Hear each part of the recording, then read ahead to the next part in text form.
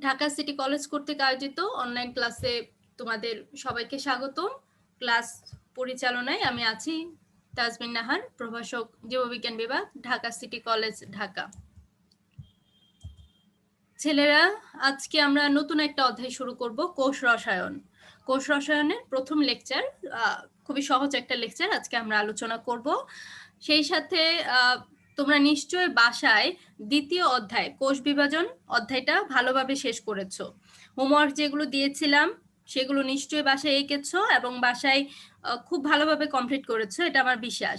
কেননা আমি তোমাদেরকে সবসময় বলি, আবারও বলছি, কোনো পড়া জমিয়ে রাখবা না। এবং কোষ বিভাজন অধ্যায়টা খুবই খুবই খুবই গুরুত্বপূর্ণ একটা অধ্যায়। এইখানে যখনই মাইটোসিস আসুক, মায়োসিস কোষ বিভাজন বা এর ধাপগুলো লিখতে বলুক, সবসময় ছবি সহকারে দিবা এবং ছবিগুলো যেন নির্ভুল হয়। আমি আবারও বলছি, যে কোনো ছবি আঁকার সময় খেয়াল রাখবা ছবিটা যেন নির্ভুল হয়, সেখানে কোনো ভুল না থাকে। ছবি আঁকা ভুল থাকলে কিন্তু নাম্বার কাটা যেতে পারে। আমরা তাহলে আজকে কোষ রসায়ন অধ্যায়ে চলে যাই। আমরা খুবই ছোট্ট একটা জিনিস আলোচনা করব আজকে, 1 নাম্বার লেকচার। এখানে আমরা শর্করা বা কার্বোহাইড্রেট সম্পর্কে জানবো। আমরা শর্করা বা কার্বোহাইড্রেটের বৈশিষ্ট্য জানবো, এর কাজ সম্পর্কে জানবো এবং এর প্রকারভেদ সম্পর্কে জানবো। ঠিক আছে, আমরা তাহলে শুরু করছি কোষ রসায়ন। তোমরা প্রত্যেকে অ্যাটেন্ডেন্স দিয়ে দাও, তোমাদের রোল নাম্বার এবং নাম লিখে তোমরা অ্যাটেন্ডেন্স দিয়ে দাও। ছেলেরা, একটা জিনিস খেয়াল করে দেখো তো, যে আমাদের আমরা তো প্রথম অধ্যায়ে জেনেছি যে আমাদের দেহ হচ্ছে কোষ দ্বারা গঠিত, মানে কোষ হচ্ছে আমাদের দেহের গাঠনিক এবং কার্যিক একক, তাই না? কেন? কারণ এই কোষ দিয়ে আমাদের দেহ গঠিত হয়, কোষের মধ্যেই আমাদের যাবতীয় বিপাকীয় কার্যাবলী সম্পন্ন হয়, যার কারণে কোষকে আমাদের গাঠনিক এবং কার্যিক একক বলা হয়। এবং এই কোষের মধ্যেই জীবন ধারণের সব ধরনের উপাদান তৈরি হয় এবং এই উপাদানগুলো কোষের মধ্যেই থাকে। উদ্ভিদ দেহ বিভিন্ন জৈব এবং অজৈব উপাদানের সমন্বয়ে গঠিত, মানে আমরা উদ্ভিদের কথাই বলি আর প্রাণীর কথাই বলি। আমাদের যে এই যে দেহ আছে বা কোষগুলো আছে, এই কোষগুলো মূলত বিভিন্ন জৈব এবং অজৈব উপাদানের সমন্বয়ে গঠিত। মজার একটা ব্যাপার হচ্ছে সবকিছুই কেমিক্যাল স্ট্রাকচার। তোমরা খেয়াল করে দেখো, আমরা যে যে বিভিন্ন অঙ্গাণু সম্পর্কে জানলাম, ঠিক আছে, এই অঙ্গাণুর যে আবরণ আছে বা কেমিক্যাল যে গঠন আছে, সবকিছুই কিন্তু মোটামুটি কেমিক্যাল স্ট্রাকচার।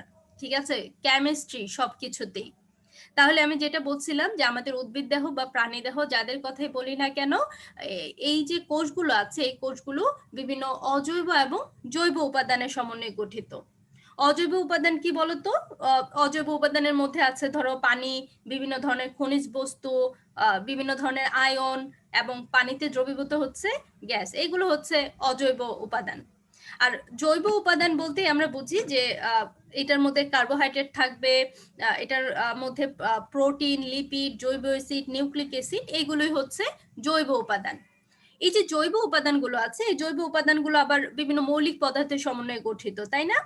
মৌলিক পদার্থগুলোর মধ্যে ধরো oxygen, carbon, hydrogen, nitrogen, calcium, phosphorus ইত্যাদি আরো বিভিন্ন ধরনের মৌলিক পদার্থ পাওয়া যায়। ঠিক আছে, তোমরা একটা জিনিস মনে রাখবা, জীববিজ্ঞানের যে শাখায় কোষের বিভিন্ন জৈব রাসায়নিক উপাদানগুলো নিয়ে বর্ণনা করা হয়, সেখানে গবেষণা করা হয়, আলোচনা করা হয়, বিজ্ঞানের সেই শাখাটাকে জৈব রসায়ন বা বায়োকেমিস্ট্রি বলা হয়। ঠিক আছে, এখন জীবদেহের জৈব রাসায়নিক পদার্থগুলোর মধ্যে উল্লেখযোগ্য কিছু পদার্থ হচ্ছে carbohydrate, lipid, amino acid, protein, nucleic acid, অন্যান্য জৈব অ্যাসিড, এনজাইম ইত্যাদি প্রধান। এর মধ্যে আমরা এগুলো নিয়ে আলোচনা করব এই কোষ রসায়ন অধ্যায়ে।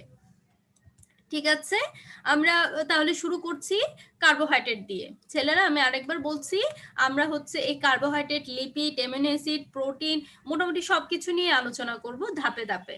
আমরা শুরু করব হচ্ছে কার্বোহাইড্রেট দিয়ে, কেননা আমরা জানি কার্বোহাইড্রেট হচ্ছে জীবদেহের একটা গুরুত্বপূর্ণ গাঠনিক উপাদান এবং সঞ্চয়ী উপাদান, এবং এই কার্বোহাইড্রেট জারণের মাধ্যমে কিন্তু শক্তি উৎপন্ন হয়। ঠিক আছে, শর্করা জারিত হয়ে শক্তি উৎপন্ন হয়, সেটা কিন্তু আমরা জানি।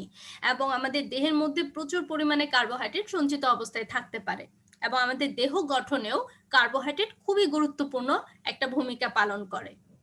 আমরা বলতে পারি যে কার্বোহাইড্রেট বা শর্করা হলো এক ধরনের জটিল প্রাকৃতিক জৈব যৌগ, যা প্রধানত কার্বন, হাইড্রোজেন এবং অক্সিজেন মৌল নিয়ে গঠিত। তোমরা মনে রাখবা যে কার্বোহাইড্রেট যে যৌগটা আছে, এই যৌগটা কার্বন, হাইড্রোজেন এবং অক্সিজেন মৌল নিয়ে গঠিত সাধারণত। এবং এই কার্বোহাইড্রেটের মধ্যে কার্বন, হাইড্রোজেন এবং অক্সিজেনের অনুপাত থাকে 1:2:1। তার মানে একটা কার্বন থাকলে দুইটা হাইড্রোজেন থাকবে, একটা অক্সিজেন থাকবে। ব্যাপারটা হচ্ছে এরকম, অনুপাতটা হচ্ছে 1:2:1। যেমন ধরো আমরা সবচেয়ে কমন কার্বোহাইড্রেট গ্লুকোজের কথা বলতে পারি। দেখো গ্লুকোজে হচ্ছে C6, গ্লুকোজের যদি আমি আণবিক গঠন দেখি তাহলে দেখবো C6H12O6। তার মানে এখানে কয়টা কার্বন আছে? 6টা কার্বন আছে, 12টা হাইড্রোজেন আছে, 6টা অক্সিজেন আছে। ঠিক আছে, সাধারণত কার্বোহাইড্রেটের মধ্যে কার্বন, হাইড্রোজেন এবং অক্সিজেনের অনুপাত হয় 1:2:1। তবে কিছু কিছু ক্ষেত্রে ব্যতিক্রম আছে। তোমরা মনে রাখবা যে অনেক সময় অনেক কার্বোহাইড্রেট আছে এই অনুপাতটা ফলো করে না। যেমন ধরো আমরা সুক্রোজের ক্ষেত্রে বলতে পারি, আমরা সুক্রোজের স্ট্রাকচারে দেখব এটার আণবিক স্ট্রাকচার হচ্ছে C12H22O11। তার মানে সেখানে 12টা কার্বন থাকে, 22টা হাইড্রোজেন থাকে, 11টা অক্সিজেন থাকে। অক্সিজেনও তো 12টা থাকার কথা ছিল, তাই না? এরকম কিছু ব্যতিক্রম আছে। আবার ধরো অনেক সময় আছে যে এরকম অনুপাত থাকলেও সেটা কার্বোহাইড্রেট হয় না। যেমন ধরো এসিটিক অ্যাসিডের কথা আমরা বলতে পারি। ঠিক আছে, সেটা একটা অ্যাসিড, কিন্তু সেখানে হচ্ছে এই কার্বন, হাইড্রোজেন এবং অক্সিজেনের অনুপাত 1:2:1 আছে, কিন্তু সেটা কার্বোহাইড্রেট না। মূল ব্যাপার হচ্ছে কার্বোহাইড্রেট যে যৌগটা আছে সেই যৌগটা গঠিত হবে কার্বন, হাইড্রোজেন এবং অক্সিজেন দ্বারা, এবং মোটামুটি ক্ষেত্রে এগুলোর অনুপাত থাকবে 1:2:1, তবে ব্যতিক্রম থাকে। ঠিক আছে, এখন এই কার্বোহাইড্রেটের মধ্যে হাইড্রোজেন, কার্বন, অক্সিজেন ছাড়াও আরো কিছু মৌল থাকতে পারে। যেমন ধরো নাইট্রোজেন থাকতে পারে, সালফার থাকতে পারে। তবে আধুনিক ধারণা অনুযায়ী বা বর্তমান ধারণা অনুযায়ী আমরা কার্বোহাইড্রেটের সংজ্ঞায় বলতে পারি যে সকল এলডিহাইড বা কিটোন জাতীয় যৌগে কতগুলো হাইড্রোক্সিল গ্রুপ থাকে, অথবা যারা আদ্র বিশ্লেষিত হয়ে, মানে এদেরকে যদি হাইড্রোলাইসিস করা হয়, আদ্র বিশ্লেষিত হয়ে কতগুলো হাইড্রোক্সিল গ্রুপ যুক্ত এলডিহাইড বা কিটোন উৎপন্ন করে, সেসব যৌগকে কার্বোহাইড্রেট বলা হয়। ঠিক আছে, তোমরা নিশ্চয়ই জানো যে এলডিহাইডের স্ট্রাকচার এরকম এবং কিটোনের ক্ষেত্রে এরকম। তাহলে কি হচ্ছে, ধরো যে সকল এলডিহাইড বা কিটোন জাতীয় যৌগে কতগুলো হাইড্রোক্সিল গ্রুপ থাকবে, অথবা যাদেরকে আদ্র বিশ্লেষণ করলে এই এলডিহাইড বা কিটোন যুক্ত হাইড্রোক্সিল গ্রুপ যুক্ত এলডিহাইড বা কিটোন উৎপন্ন হয়, সেসব যৌগকে কার্বোহাইড্রেট বলা হয়। আমি উদাহরণ হিসেবে এখানে তোমাদেরকে গ্লিসারআলডিহাইড এবং ডাইহাইড্রোক্সি এডিসিটিনের কথা বলছি। এগুলো হচ্ছে সবই হচ্ছে কার্বোহাইড্রেট, 3 কার্বন বিশিষ্ট কার্বোহাইড্রেট। এবং খেয়াল করে দেখো এলডিহাইড কি, এই যে যেহেতু এখানে এলডিহাইড আছে তাই এটাকে অ্যালডোজ বলা হয়। এগুলো আমরা সব জানবো। ঠিক আছে, যে সকল কার্বোহাইড্রেটে এলডিহাইড থাকে এদেরকে অ্যালডোজ বলা হয়, এবং কিটোন থাকলে সেটাকে কিটোজ বলা হয়। তাহলে খেয়াল করে দেখো যে কার্বোহাইড্রেট মানেই আমরা বুঝতে পারি যে হয় এলডিহাইড মূলক থাকবে, না হয় কিটোন মূলক থাকবে। ঠিক আছে, হয় এলডিহাইড গ্রুপ থাকবে, না হয় কিটোন গ্রুপ থাকবে। মানে হচ্ছে দেখো যে সকল এলডিহাইড বা কিটোন জাতীয় যৌগে কতগুলো হাইড্রোক্সিল গ্রুপ থাকে, এবং খেয়াল করে দেখো হাইড্রোক্সিল গ্রুপও থাকবে। তবে এখানে তোমরা মনে রাখবা যে এলডিহাইড সবসময় 1 নাম্বার কার্বনে থাকে। এটা 1 নাম্বার কার্বন না, 1 নাম্বার, 2 নাম্বার এবং 3 নাম্বার কার্বন। এটা হচ্ছে একটা ট্রায়োস, আমরা জানবো ক্লাসিফিকেশনের মধ্যে, মানে এটা 3 কার্বন বিশিষ্ট শর্করা। তাহলে যেটা ব্যাপার তোমরা মনে রাখবা যে এলডিহাইড সবসময় 1 নাম্বার কার্বনে যুক্ত থাকে, আর কিটোন সবসময় 2 নাম্বার কার্বনে যুক্ত থাকে। ঠিক আছে, এটা হচ্ছে একটা 3 কার্বন বিশিষ্ট শর্করা। দেখো 1 number carbon, 2 number carbon, 3 number carbon. ঠিক আছে, এটা হচ্ছে একটা কিটোজ। কেন? কারণ এটা হচ্ছে কিটোন মূলক থাকে এখানে। তার মানে কার্বোহাইড্রেটে কি থাকবে বলো, হয় একটা এলডিহাইড মূলক থাকবে, না হয় একটা কিটোন মূলক থাকবে, এবং এক বা একাধিক হাইড্রোক্সিল গ্রুপ থাকবে। ছেলেরা এই জায়গাটা একটু ক্লিয়ার হতে হবে তোমাদের। আমি আরেকবার বলছি, একটা কার্বোহাইড্রেটের মধ্যে কি কি থাকবে বলো, হয় এলডিহাইড মূলক থাকবে, না হয় কিটোন মূলক থাকবে। ঠিক আছে, হয় এলডিহাইড থাকবে, না হয় কিটোন থাকবে, এবং এক বা একাধিক হাইড্রোক্সিল মূলক থাকবে। এই হচ্ছে কার্বোহাইড্রেট।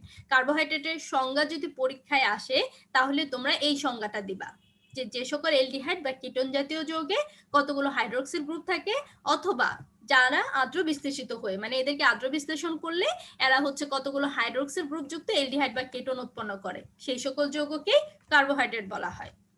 ঠিক আছে, এখন আমরা কার্বোহাইড্রেটের কিছু বৈশিষ্ট্য সম্পর্কে জানবো। শর্করা, যেমন ধরো কার্বোহাইড্রেট দানাদার হতে পারে, তন্তুময় হতে পারে, আবার পাউডার জাতীয় হতে পারে। দানাদার কি? চিনি। দেখো চিনি কিন্তু একটা শর্করা, এই চিনি দেখতে দানাদার। আবার ধরো সেলুলোজের কথা যদি বলি, সেলুলোজ হচ্ছে তন্তুময়, লম্বা সুতার মতো, তাই না? তো সেলুলোজ হচ্ছে তন্তুময়, অথবা এগুলো হচ্ছে পাউডার জাতীয় হতে পারে। এরা স্বাদে মিষ্টি অথবা স্বাদবিহীনও হতে পারে।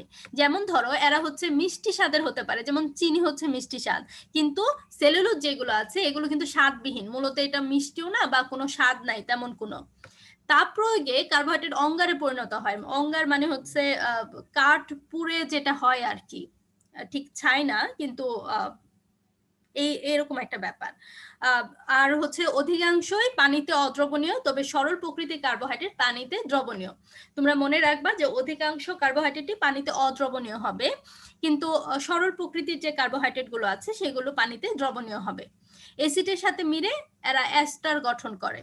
ঠিক আছে, এরা আলোক সক্রিয় এবং আলোক সমানতা প্রদর্শন করে, মানে আলোর প্রতি এরা সক্রিয় হয় এবং আলোক সমানতা প্রদর্শন করে, মানে হচ্ছে এরা দর্পণ প্রতিবিম্ব হয়, দর্পণ প্রতিবিম্ব সৃষ্টি করতে পারে। ঠিক আছে, এই জিনিসটা হচ্ছে আমরা আরো বুঝবো আজকের লেকচার না, এর পরের লেকচারে আমরা এটা নিয়ে আরো ডিটেল আলোচনা করব। আমরা দেখব যে কার্বোহাইড্রেট যেগুলো আছে এগুলো হচ্ছে আলোক সক্রিয় হয়, মানে আলোর প্রতি সক্রিয় হয় এবং এরা আলোক সমানতা প্রদর্শন করে, এরা হচ্ছে দর্পণ প্রতিবিম্ব গঠন করে। আমরা যদি কার্বোহাইড্রেটের কাজের কথা বলি, কার্বোহাইড্রেট জীবদেহের শক্তির প্রধান উৎস হিসেবে কাজ করে এবং জারিত হয়ে শক্তি উৎপন্ন করে। ছেলেরা আমরা সবাই জানি যে এই যে মাইটোকন্ড্রিয়ার মধ্যে শক্তি উৎপন্ন হয়, সেই শক্তিটা কিভাবে উৎপন্ন হয়? কার্বোহাইড্রেট বা শর্করা জারিত হয়ে মূলত শক্তি উৎপন্ন হয়। কিভাবে শর্করা জারিত হয়ে শক্তি উৎপন্ন হয় এইটা আমরা নবম অধ্যায়ে ডিটেল আলোচনা করব শ্বসনের মধ্যে। ঠিক আছে, তোমরা ছোট থেকে এটা জানো যে শ্বসনের সংজ্ঞায় জানো যে আমাদের দেহে যে শর্করাটা থাকে এই শর্করাটাই মূলত জারিত হয়ে শক্তি উৎপন্ন হয়, যার জন্য আমরা বলছি যে জীবদেহের শক্তির প্রধান উৎস হিসেবে এই কার্বোহাইড্রেট কাজ করে। এছাড়াও উদ্ভিদের সাপোর্টিং টিস্যুর গাঠনিক উপাদান হিসেবে কাজ করে। উদ্ভিদ দেহ গঠনকারী পদার্থগুলোর কার্বন কাঠামো প্রদান করে। প্রাণীদেহে হাড়ের সন্ধিস্থলে লুব্রিক্যান্ট হিসেবে কাজ করে। উদ্ভিদ দেহে সঞ্চয়ী পদার্থ হিসেবে বিরাজ করে। এই ব্যাপারটা হচ্ছে যে কার্বোহাইড্রেট গুলো দেখো, সেলুলোজের কথা আমরা বলছি, সেলুলোজ কিন্তু কোষ প্রাচীরের স্ট্রাকচার তৈরি করে, তাই না? তার মানে হচ্ছে গাঠনিক যে টিস্যুগুলো আছে টিস্যুর গাঠনিক উপাদান হিসেবে কাজ করে। এছাড়াও যেটা আছে উদ্ভিদ দেহে সঞ্চয়ী পদার্থ হিসেবে কাজ করে, মানে কার্বোহাইড্রেট উদ্ভিদ দেহে সঞ্চয়ী পদার্থ হিসেবে থাকে। আমরা যে এই যে ধরো ভাত খাচ্ছি, এই ভাতের মধ্যে কিন্তু কার্বোহাইড্রেট সঞ্চয় হিসেবে থাকে, সঞ্চয় ধানের মধ্যে কার্বোহাইড্রেট সঞ্চয় পদার্থ হিসেবে থাকে, যার কারণে বলা হচ্ছে যে সাধারণত উদ্ভিদ দেহে এই কার্বোহাইড্রেট সঞ্চয় পদার্থ হিসেবে থাকে। এছাড়াও ক্যালভিন চক্র, ক্রেবস চক্র, এগুলো গুরুত্বপূর্ণ চক্রে কার্বোহাইড্রেট সক্রিয়ভাবে গুরুত্বপূর্ণ ভূমিকা পালন করে, বিভিন্ন প্রকার কোএনজাইমের গাঠনিক অংশ হিসেবে থাকে। কোএনজাইমের যে স্ট্রাকচার আমরা দেখব, আমরা এনজাইম কোএনজাইম নিয়ে আলোচনা করব, সেখানে দেখব যে এদের স্ট্রাকচারের অন্যতম গাঠনিক অংশ হচ্ছে কার্বোহাইড্রেট। এছাড়াও ফ্যাটি অ্যাসিড এবং অ্যামিনো অ্যাসিডের বিপাকে সাহায্য করে। সেলুলোজ, সেমিসেলুলোজ, কাইটিন, পেকটিন ইত্যাদি হচ্ছে কার্বোহাইড্রেট, এগুলো হচ্ছে কোষ প্রাচীরের প্রধান উপাদান। ঠিক আছে, আমরা জানি যে কোষ প্রাচীরের উপর সেলুলোজ, সেমিসেলুলোজ, কাইটিন, পেকটিনের আবরণ থাকে। প্রাইমারি প্রাচীর, সেকেন্ডারি প্রাচীর যেটা বলছি, এগুলো হচ্ছে এক ধরনের কার্বোহাইড্রেট। এই হচ্ছে কার্বোহাইড্রেটের কাজ। ঠিক আছে, আমরা এখন কার্বোহাইড্রেটের প্রকারভেদে চলে যাব। তোমরা এই ছকটা প্রথমে মুখস্থ করবা। দেখতে অনেক বড় মনে হচ্ছে, কঠিন মনে হচ্ছে, কিন্তু আসলে এত বড় না, এত কঠিন কিছু না। ঠিক আছে, খুব যে জটিল কিছু তা না, খুব যে বড় কিছু তাও না। তোমরা প্রথমে আজকে তোমাদের কাজ হচ্ছে তোমরা এই ছকটা 2বার খাতায় লিখবা, এটা হচ্ছে তোমাদের হোমওয়ার্ক।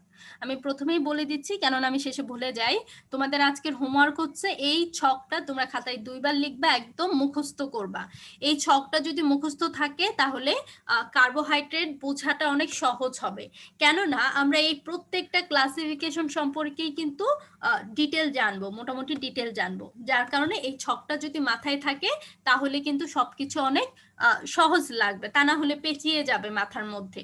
ঠিক আছে, তাহলে আমি যেটা বলছিলাম যে কার্বোহাইড্রেটকে বিভিন্নভাবে শ্রেণীবিন্যাস করা যায়। যেমন ধরো স্বাদের ভিত্তিতে, গঠন অণুর ভিত্তিতে, বিজারণ ক্ষমতার ভিত্তিতে। প্রথমেই আমরা আসি স্বাদের ভিত্তিতে, মানে কেমন স্বাদ হবে, মিষ্টি স্বাদ হবে নাকি স্বাদবিহীন হবে। এই স্বাদের ভিত্তিতে কার্বোহাইড্রেটকে 2 ভাগে ভাগ করা যায়, একটা হচ্ছে কি সুগার আর একটা হচ্ছে নন সুগার।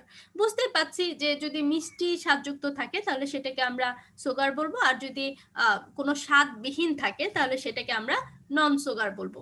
ঠিক আছে, এখন হচ্ছে গঠন অণুর ভিত্তিতে। গঠন অণুর ভিত্তিতে কার্বোহাইড্রেট 4 ধরনের হয়। একটা হচ্ছে মনোস্যাকারাইড, একটা হচ্ছে ডাইস্যাকারাইড, একটা হচ্ছে অলিগোস্যাকারাইড, আর একটা হচ্ছে পলিস্যাকারাইড। মনোস্যাকারাইড কি? মনোস্যাকারাইড হচ্ছে একটা মাত্র কার্বন শৃঙ্খল যদি থাকে তাহলে সেটাকে মনোস্যাকারাইড বলা হয়। ঠিক আছে, মনোস্যাকারাইড আবার কার্বন সংখ্যার ভিত্তিতে বিভিন্ন ধরনের হতে পারে। যেমন যদি ধরো মনোস্যাকারাইডের মধ্যে 3টা কার্বন থাকে তাহলে সেটাকে ট্রায়োস বলা হয়, যদি 4টা কার্বন থাকে সেটাকে ট্রেটোস বলা হয়, যদি 5টা কার্বন থাকে সেটাকে পেন্টোস বলা হয়, 6টা কার্বন থাকলে হেক্সোস বলা হয়, এবং 7টা কার্বন থাকলে হ্যাপটোস বলা হয়। এই হচ্ছে মনোস্যাকারাইড। ঠিক আছে, আর ডাইস্যাকারাইড হচ্ছে এদেরকে আদ্র বিশ্লেষণ করলে 2টা মনোস্যাকারাইড পাওয়া যায়। তার মানে 2টা মনোস্যাকারাইড যদি পরস্পরের সাথে গ্লাইকোসাইটিক বন্ধন দ্বারা আবদ্ধ হয়ে যে যৌগটা গঠন করে বা যে শর্করাটা গঠন করে সেটাকে ডাইস্যাকারাইড বলা হয়। তার মানে আমি আরেকবার বলছি, এই ডাইস্যাকারাইডকে যদি আমরা ভাঙি বা আদ্র বিশ্লেষণ করি তাহলে সেখানে আমরা 2টা মনোস্যাকারাইড পাবো। ঠিক আছে, এই হচ্ছে ডাইস্যাকারাইড। এরপর আছে অলিগোস্যাকারাইড। অলিগোস্যাকারাইড কি? 3 থেকে 10টা মনোস্যাকারাইড একত্রিত হয়ে যে শর্করাটা গঠন করে তাকে বলা হয় অলিগোস্যাকারাইড। কিংবা আমরা যদি অলিগোস্যাকারাইডকে আদ্র বিশ্লেষণ করি, মানে অলিগোস্যাকারাইডকে যদি আমরা ভাঙি তাহলে 3 থেকে 10টা মনোস্যাকারাইড পাবো। ঠিক আছে, এই অলিগোস্যাকারাইডও বিভিন্ন প্রকার, যেমন ট্রাইস্যাকারাইড, যদি 3টা মনোস্যাকারাইড একত্রিত হয়ে যে কার্বোহাইড্রেট গঠন করে তাকে ট্রাইস্যাকারাইড বলা হয়, 4টা হলে টেট্রাস্যাকারাইড, 5টা হচ্ছে পেন্টাস্যাকারাইড, 6টা হচ্ছে হেক্সাস্যাকারাইড ইত্যাদি। আর পলিস্যাকারাইডের কথা যদি বলি তাহলে এই পলিস্যাকারাইড মানে কি? পলিস্যাকারাইড মানে হচ্ছে এদেরকে আদ্র বিশ্লেষণ করলে অসংখ্য মনোস্যাকারাইড পাওয়া যাবে, মানে অসংখ্য মনোস্যাকারাইড একত্রিত হয়ে গ্লাইকোসাইটিক বন্ধন। গ্লাইকোসাইটিক বন্ধন কি এটা আমরা পরবর্তীতে জানবো, পরবর্তী লেকচারগুলোতে। একটা বন্ধনের মাধ্যমে আবদ্ধ হয়ে যে শর্করাটা গঠন করে তাকে পলিস্যাকারাইড বলা হয়। এই পলিস্যাকারাইড গুলো আমাদের দেহে সঞ্চিত অবস্থায় থাকতে পারে, আমাদের মানে উদ্ভিদের দেহে, অথবা উদ্ভিদের দেহের গাঠনিক উপাদান হিসেবে কাজ করতে পারে। ছেলেরা খেয়াল করে দেখো, এই যে পলিস্যাকারাইড আছে, পলিস্যাকারাইড মানেই হচ্ছে কি অসংখ্য অসংখ্য মনোস্যাকারাইড পরস্পরের সাথে গ্লাইকোসাইটিক বন্ধন দ্বারা আবদ্ধ হয়ে যে শর্করাটা গঠন করবে তাকে পলিস্যাকারাইড বলা হচ্ছে। এই পলিস্যাকারাইড গুলো উদ্ভিদের দেহে সঞ্চিত অবস্থায় থাকে। কিছু কিছু পলিস্যাকারাইড আছে উদ্ভিদের দেহে সঞ্চিত অবস্থায় থাকে, কিছু কিছু পলিস্যাকারাইড আছে উদ্ভিদের দেহ গঠনে অংশগ্রহণ করে।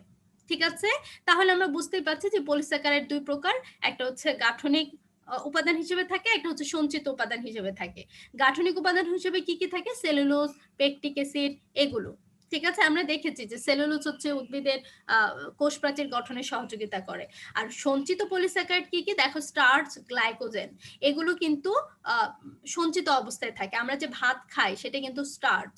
ঠিক আছে, এই এই স্টার্চ, গ্লাইকোজেন এগুলো কিন্তু কার্বোহাইড্রেট, এবং এগুলো হচ্ছে পলিস্যাকারাইড, এগুলো হচ্ছে আমাদের দেহে সঞ্চিত অবস্থায় থাকে।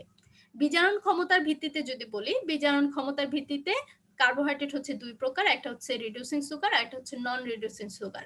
বিজারণ ক্ষমতা যদি থাকে তাদেরকে বলা হয় রিডিউসিং সুগার, বিজারণ ক্ষমতা যদি না থাকে তাদেরকে বলা হয় নন রিডিউসিং সুগার। ঠিক আছে, এই হচ্ছে কার্বোহাইড্রেটের শ্রেণীবিন্যাস। আমরা ধাপে ধাপে প্রত্যেকটা কার্বোহাইড্রেট সম্পর্কে, এই শ্রেণীবিন্যাস সম্পর্কে ডিটেল জানবো। ছেলেরা তাহলে তোমরা আবার মনে মনে আমার সাথে বলো যে কার্বোহাইড্রেটকে বিভিন্ন ভাবে শ্রেণীবিন্যাস করা যায়। প্রথমে হচ্ছে স্বাদের ভিত্তিতে, দুই প্রকার, সুগার এবং নন সুগার। এরপরে আসি গঠন অণুর ভিত্তিতে, মনোস্যাকারাইড, ডাইস্যাকারাইড, অলিগোস্যাকারাইড, পলিস্যাকারাইড। আর এই যে গঠন অণুর ভিত্তিতে যে কার্বোহাইড্রেট গুলো শ্রেণীবিন্যাস আছে, এগুলোকে আবারও ক্লাসিফিকেশন করা যায়। যেমন ধরো মনোস্যাকারাইডকে কার্বন সংখ্যার ভিত্তিতে ট্রায়োস, টেট্রোস, পেন্টোস, হেক্সোস ইত্যাদিতে বিভক্ত করা যায়। আর অলিগোস্যাকারাইডকেও বিভিন্নভাবে বিভক্ত করা যায়, পলিস্যাকারাইডকেও বিভিন্নভাবে বিভক্ত করা যায়। ঠিক আছে, আমরা এখন এই জিনিসগুলো নিয়ে এখন আমরা সংক্ষেপে আলোচনা করব। যেমন ধরো প্রথমেই আসি স্বাদের উপর ভিত্তি করে। আমরা জানি যে স্বাদের উপর ভিত্তি করে কার্বোহাইড্রেট দুই ধরনের হয়, একটা হচ্ছে সুগার আর একটা হচ্ছে নন সুগার। সুগার কি, এরা স্বাদে মিষ্টি যুক্ত হবে, দানাদার হবে এবং পানিতে দ্রবণীয় হবে। যেমন ধরো গ্লুকোজ, ফ্রুক্টোজ, সুক্রোজ ইত্যাদি। আমরা জানি যে এই গ্লুকোজ যেগুলো আছে, গ্লুকোজ খেতে মিষ্টি লাগে কিন্তু, আর গ্লুকোজ দানাদার হয় দেখতে, এবং এগুলো সহজেই পানিতে দ্রবণীয় হয়ে যায়। আর নন সুগার কি, এরা হচ্ছে স্বাদে মিষ্টি নয়, মানে মোটামুটি স্বাদবিহীন একটা অবস্থা, স্বাদে মিষ্টি থাকবে না, অদানাদার থাকবে এবং পানিতে দ্রবণীয় হবে না, অদ্রবণীয় থাকবে। যেমন ধরো স্টার্চ, সেলুলোজ, গ্লাইকোজেন, এগুলোকে পানিতে কখনোই দ্রবণীয়, মানে পানিতে কখনোই এগুলো দ্রবীভূত হবে না, এবং এগুলো হচ্ছে মোটামুটি স্বাদবিহীন থাকবে। এরপর হচ্ছে রাসায়নিক গঠন অণুর ভিত্তিতে। রাসায়নিক গঠন অণুর ভিত্তিতে কার্বোহাইড্রেটকে 4 ভাগে ভাগ করা হয়। একটা হচ্ছে কি মনোস্যাকারাইড। একটা মাত্র কার্বন শৃঙ্খল নিয়ে গঠিত সরল কার্বোহাইড্রেটকে মনোস্যাকারাইড বলা হয়। তার মানে একটা মাত্র কার্বন শৃঙ্খল থাকবে। ছেলেরা খেয়াল করে দেখো, এখানে যে আমরা উদাহরণগুলো দেখিয়েছিলাম, এখানে একটা মাত্র কার্বন শৃঙ্খল আছে না, এটার কি কোনো শাখা প্রশাখা আছে? নাই কিন্তু। এরকম একটা মাত্র কার্বন শৃঙ্খল থাকবে মনোস্যাকারাইড গুলোতে। ঠিক আছে, তাহলে মনোস্যাকারাইড কি বলতো? একটা মাত্র কার্বন শৃঙ্খল নিয়ে গঠিত কার্বোহাইড্রেট কি মনোস্যাকারাইড বলা হয়। যেমন হচ্ছে গ্লিসারালডিহাইড। ঠিক আছে, এই দেখো ছবিটা দেখো, যেমন ধরো গ্লিসারালডিহাইড, এই গ্লিসারালডিহাইডে একটা মাত্র কার্বন শৃঙ্খল আছে।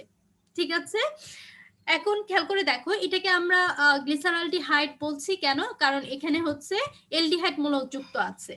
ঠিক আছে, আর তোমরা মনে রাখবা যে সকল মনোস্যাকারাইডে এলডিহাইড মূলক যুক্ত থাকে তাদেরকে অ্যালডোজ বলা হয়, আর যদি কিটোন মূলক যুক্ত থাকে তাহলে তাদেরকে কিটোজ বলা হয়। ঠিক আছে, তাহলে গ্লিসারালডিহাইড, ডাইহাইড্রোক্সি অ্যাসিটোন এগুলো সবই হচ্ছে মনোস্যাকারাইড। কেন বলতো? কারণ এখানে একটা মাত্র কার্বন শৃঙ্খল আছে। এখন এই একটা মাত্র কার্বন শৃঙ্খল থাকে, এখানে কার্বনের সংখ্যার উপর ভিত্তি করে মনোস্যাকারাইড গুলো বিভিন্ন ধরনের হতে পারে। ঠিক আছে, যেমন ধরো এখানে হচ্ছে দেখো 3টা কার্বন আছে, এটাকে আমরা ট্রায়োস বলতে পারি। 3 কার্বন বিশিষ্ট মনোস্যাকারাইড হলে সেটাকে ট্রায়োস বলা হয়। এটাও কিন্তু একটা ট্রায়োস। ছেলেরা খেয়াল করে দেখো, এটাও কিন্তু একটা ট্রায়োস। কেন? কারণ এখানে 3টা কার্বন আছে, দেখো 1টা 2টা 3টা। তার মানে 3টা কার্বন যদি থাকে তাহলে এদেরকে বলা হয় ট্রায়োস।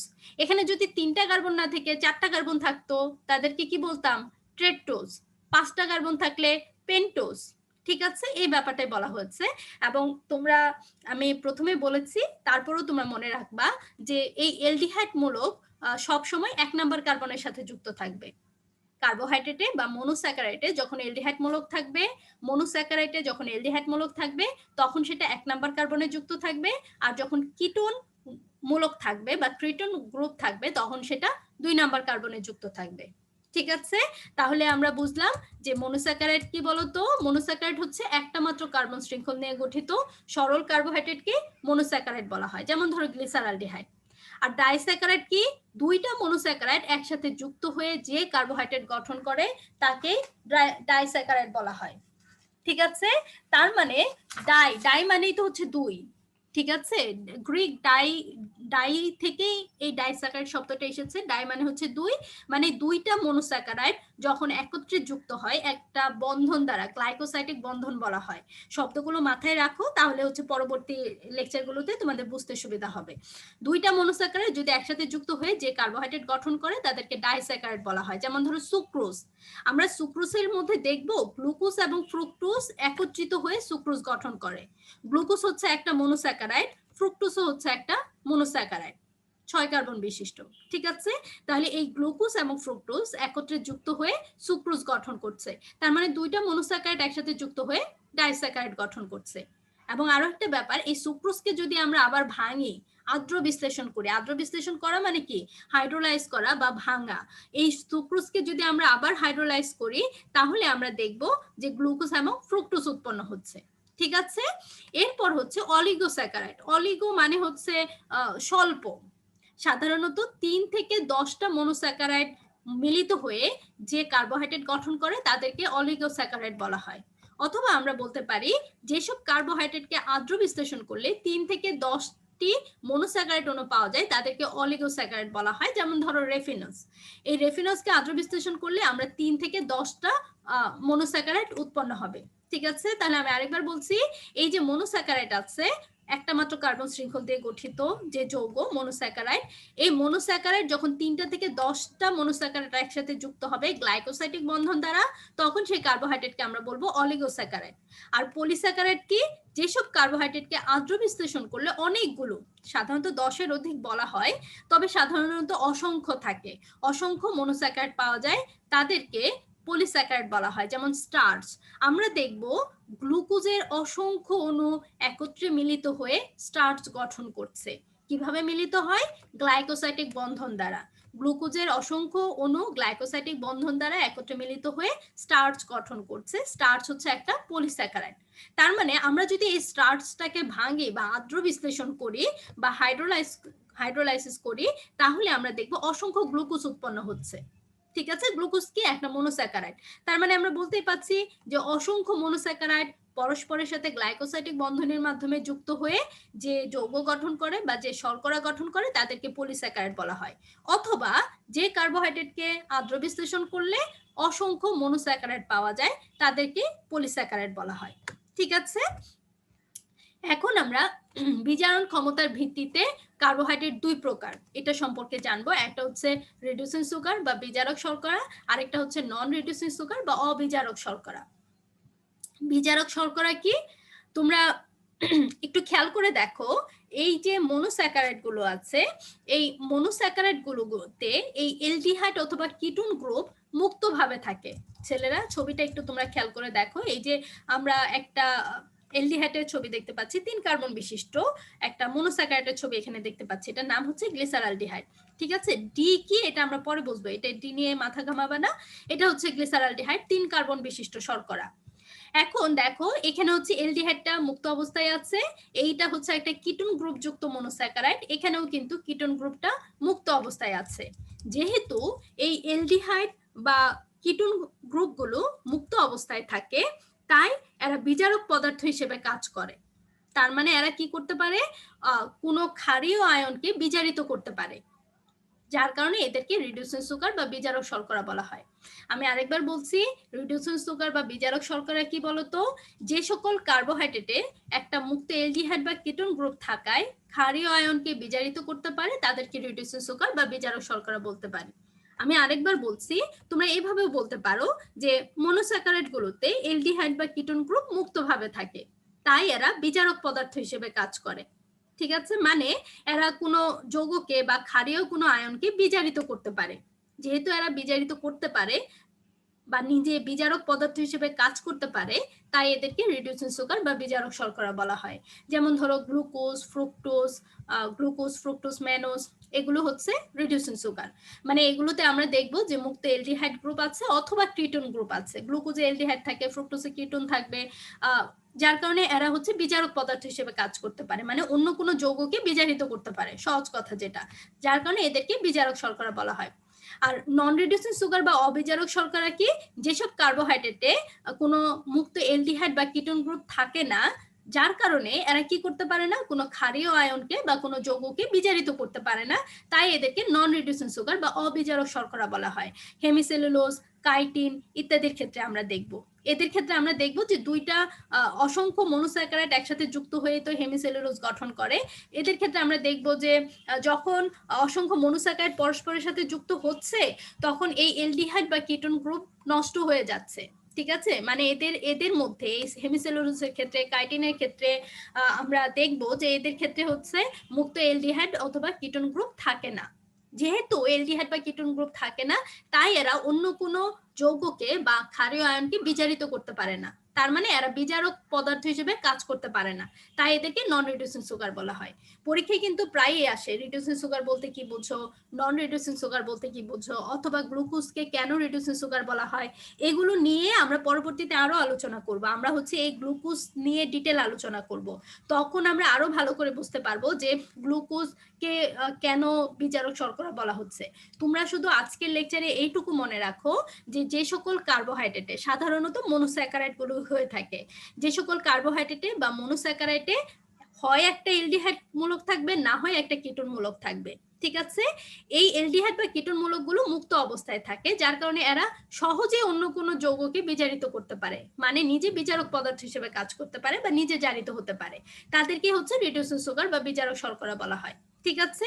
আর যে সকল কার্বোহাইড্রেটে মুক্ত এলডিহাইড বা কিটোন গ্রুপ থাকবে না, তাদের ক্ষেত্রে তারা কি করতে পারবে না, বিজারক শর্করা হিসেবে কাজ করতে পারবে না, মানে তারা অন্য কোনো যৌগকে বিজারিত করতে পারবে না বা অন্য কোনো ক্ষারীয় আয়নকে বিজারিত করতে পারবে না, তাদেরকে নন রিডিউসিং সুগার বলা হয়, ঠিক আছে। এই হচ্ছে আমার আজকের লেকচার। খুবই সহজ একটা লেকচার ছিল, কিন্তু গুরুত্বপূর্ণ। এই কার্বোহাইড্রেটের ছকটা কিন্তু তোমাদের মুখস্থ করতেই হবে। কার্বোহাইড্রেটের শ্রেণীবিন্যাস থেকে প্রশ্ন আসে, আমরা ধাপে ধাপে সবকিছুই আলোচনা করব। এখানে একটা ব্যাপার তোমরা মনে রাখবা যে কার্বোহাইড্রেটে মনোস্যাকারাইড কথা যেটা বলছিলাম, হয় এলডিহাইড গ্রুপ থাকবে, না হয় কিটোন গ্রুপ থাকবে, দুইটা কিন্তু একসাথে কখনোই থাকবে না। মানে একটা কার্বোহাইড্রেটে এলডিহাইড গ্রুপ থাকবে, না হয় কিটোন গ্রুপ থাকবে, এবং এক বা একাধিক হাইড্রোক্সিল গ্রুপ থাকবে, ঠিক আছে। এই হচ্ছে শর্করা বা কার্বোহাইড্রেট। আমার আজকের ক্লাসে এই পর্যন্তই। আমার ধারণা সবাই সবকিছু বুঝতে পেরেছো।